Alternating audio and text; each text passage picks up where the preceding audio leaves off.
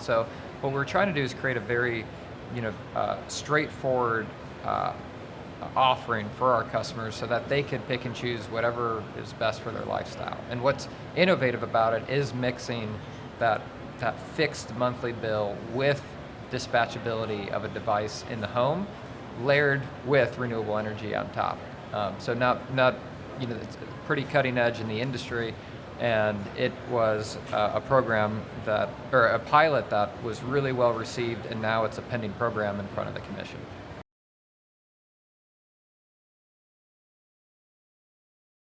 WeaveGrid works at the intersection of electric transportation and the electric grid. So we're in this really interesting moment where these two massive industries are going from being very independent.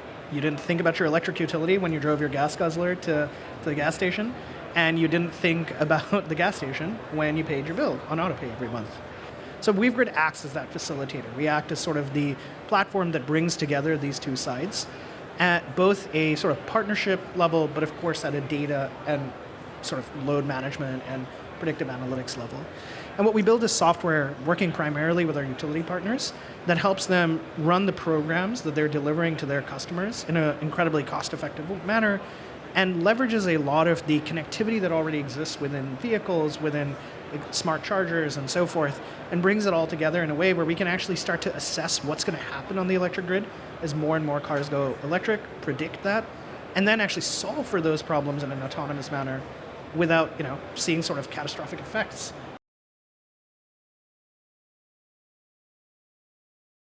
So the distributed energy resource project is a very sort of foundational component in the overarching pathway to get to decarbonization.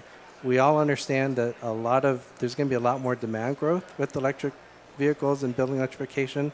So by leveraging distributed resources in the way that we're envisioning helps us to potentially reduce demand, net demand overall on the grid, knowing that the grid's going to have to expand, we're going to have to build more infrastructure, but maybe we can co-optimize those investments with how the resources can be managed on the system.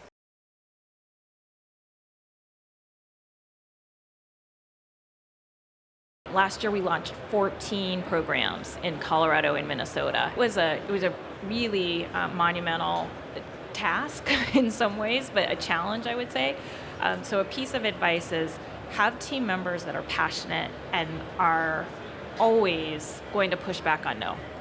So I like to joke and say we're like a startup in a very old traditional business model that has a lot of benefits, but also has a lot of kind of traditional constructs. So you have to be willing to push, you have to be willing to not accept no, and I think partnerships are key, as you said. You're going to have, I think, a lot of important decisions you have to make because folks have issues and everyone wants their issue to be addressed first. Yeah. So I'd say for the leaders, you have to kind of know who you are. You have to be authentic to yourself and know what your values are. You have to be willing to be that person that speaks up, but also understand the value in bringing people along. You're changing hearts, you're changing minds, but you also have to change the organization. Yeah. And it isn't just process, it isn't just energy conservation, it isn't just renewables, right? It isn't just innovation, it's the hearts and mindset behind the people.